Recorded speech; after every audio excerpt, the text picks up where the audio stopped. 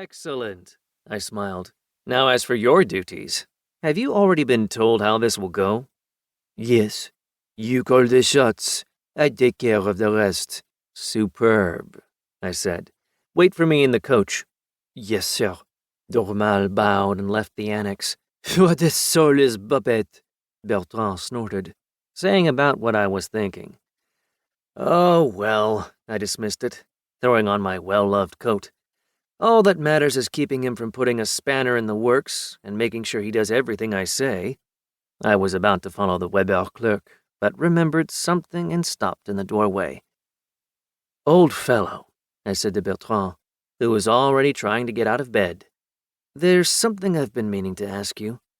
Yes, monsieur. In your estimation, is there anything I brought to the pawnbrokers worth retrieving? The old man considered it for a moment, then responded confidently. Other than the ancient medallion given to you by your late grandfather, and which you pawned to Baptiste Arcot, I do not believe so. It is the sole family heirloom you had with you. I nodded. Okay, then I guess I'll start with the pawn shop. Before leaving the annex, I warned the old man. You remember our deal? Today, I need you to eat well and refrain from overworking yourself. That way I can treat your condition properly. Bertrand nodded fatedly. When I stepped through the doorway, I heard him grumbling that I was wasting my precious attention on a lowly servant like him. Oh, old fellow, you have no idea how wrong you are. The shop where Max usually pawned off his valuables to get cash for his sweetheart's ever-expanding collection of fancy baubles was located in the center of Abbeville, just 2 steps from City Hall where the town council met.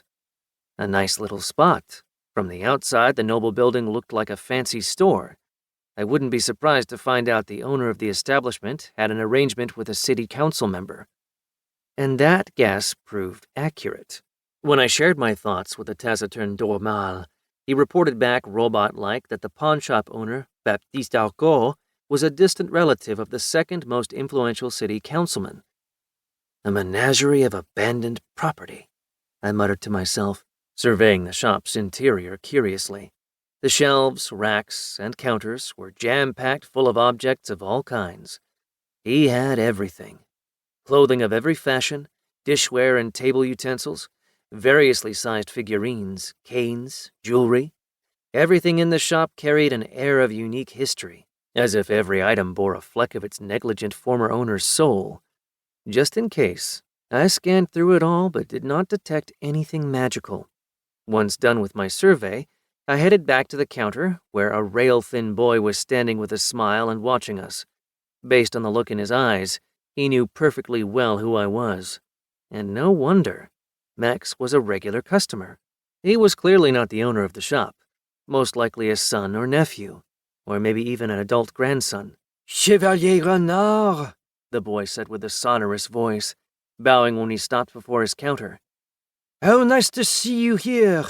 I would also like to offer my wholehearted congratulations on your victory in yesterday's duel.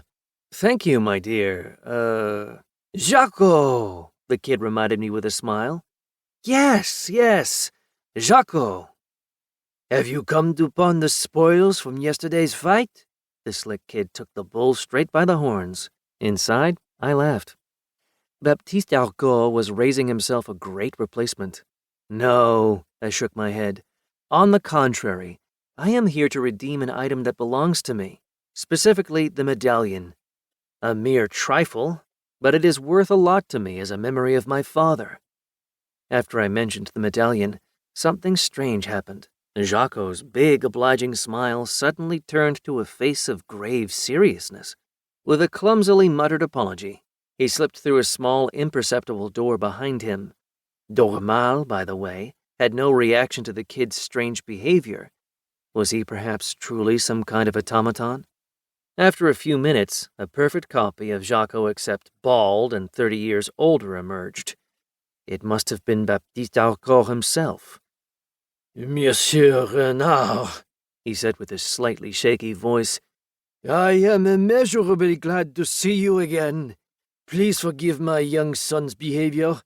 He is still learning the finer points of our family business. Monsieur Dormal.